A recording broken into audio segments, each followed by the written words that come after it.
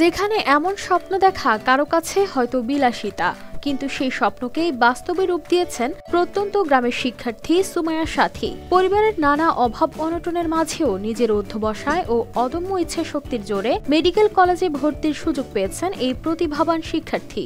2024-25 সেশনে medical chance পেয়েছি। বাবা মা আমাকে সবসময় সাপোর্ট দিত। তারপর শিক্ষক শিক্ষিকা তারা বলতো যে সুমাইয়ার সাথে তুমি ভালো কিছু করবা, ভালো করে পড়ো, তোমাকে ডাক্তার হতে হবে।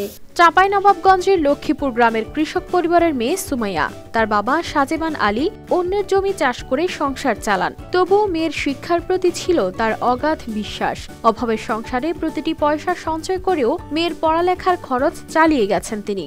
250-টিরও বেশি ডিজাইন অপশন নিয়ে ওয়ালটন স্মার্ট ফ্রিজ, বোঝে আপনার প্রয়োজন। আমি একজন কৃষক মানুষ, তো আমার মেয়েটা মেডিকেল কলেজে চান্স পেয়েছে, এই জন্য আমি খুবই খুশি। তো এখন বাকিটা যে আমার মেয়েকে আর্থিক এতে যে নিয়ে যেতে পারবো কি পারবো না, সেটা আল্লাহ ভরসা। গ্রাম থেকে কয়েক কিলোমিটার পথ পেরিয়ে নিয়মিত কলেজে যাওয়া তার জন্য সহজ ছিল না। অর্থের অভাবে মেডিকেল ভর্তি কোচিং করারও সুযোগ পাননি। তবে কলেজের শিক্ষকদের সহযোগিতা ও অনলাইনে পাওয়া দিক নির্দেশনায় তিনি নিজেই প্রস্তুতি নিয়েছেন। তার পরিশ্রম ও নিষ্ঠার ফল নওগাঁ মেডিকেল কলেজে ভর্তির সুযোগ। সবসময় একটা টার্গেট রাখতাম যে আমি একটা চ্যাপ্টার শেষ করব। দেন এইরকম টার্গেট নিয়ে আমি প্রতিদিন মানে একটা নির্দিষ্ট টার্গেট রাখতাম যে আমি এটুকু শেষ করবই। আমি অনেক কষ্ট করে পড়েছি, তবু আমি দমিনি এবং আমি আমার চেষ্টাটা চালিয়ে গিয়েছি। মেয়ের এমন সাফল্যে খুশি মা হাবিবা বেগম। রাত 1টা-2টা ভোর ঘুম পারতো না। মেডিকেলে চান্স নেওয়ার জন্য খুব কষ্ট করে লেখাপড়া করেছি।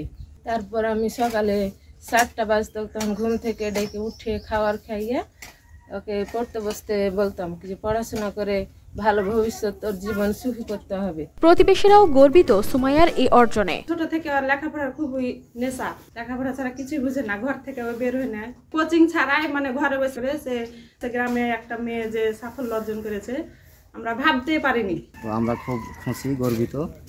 আমরা চাই যেন একটা ভালো ডাক্তার হয়, আমরা তার জন্য দোয়া করি। ঠিক অবস্থা খুব ভালো না, সে অনেক কষ্ট করে লেখাপড়া করেছে, তার জন্য আমরা সবাই আনন্দে এবং দোয়া করছি সে যেন অনেক বড় হতে পারে। আল্লাহ তাকে তৌফিক দান করুক। ছোটো থেকেই এই মেয়েটি লেখাপড়ায় ভালো ছিল, শান্তশিষ্ট ছিল প্রাইমারি থেকে।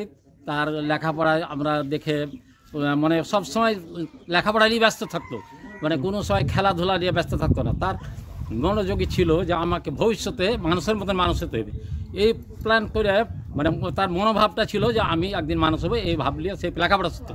তার যার ফলে এখন আমরা বুঝতে পারছি যে এই সুন্দর একটা লেখাপড়ার পরিবেশ ভালোভাবে ছোট থেকেই করেছে, না হলে এত আগাইতো না। কাজে আমরা এলাকার একটা আনন্দিত, আমরা সবাই কালকে শুনে আমাদের খুব মনটা আনন্দিত হয়েছে। সুমাইয়া সবসময় নিয়মিত ও পরিশ্রমী ছাত্রী ছিল।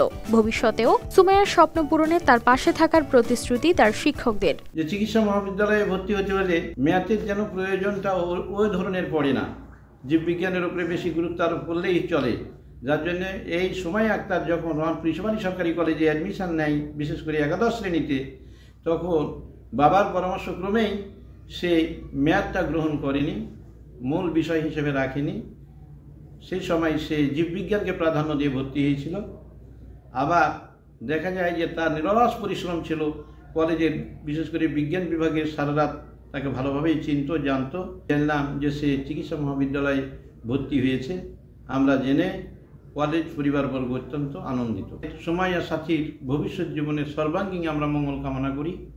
সে যেন এই পরিশ্রম অব্যাহত রেখে সমাজের দেশ দশের উপকারে আসে। প্রতিকূলতাকে জয় করার যে ক্ষমতা মানুষের রয়েছে তার জীবন্ত উদাহরণ যেন সুমাইয়া। আগামীতে একজন দক্ষ চিকিৎসক হয়ে মানুষের সেবায় নিয়োজিত হবেন সুমাইয়া, এমনটাই প্রত্যাশা স্থানীয়দের।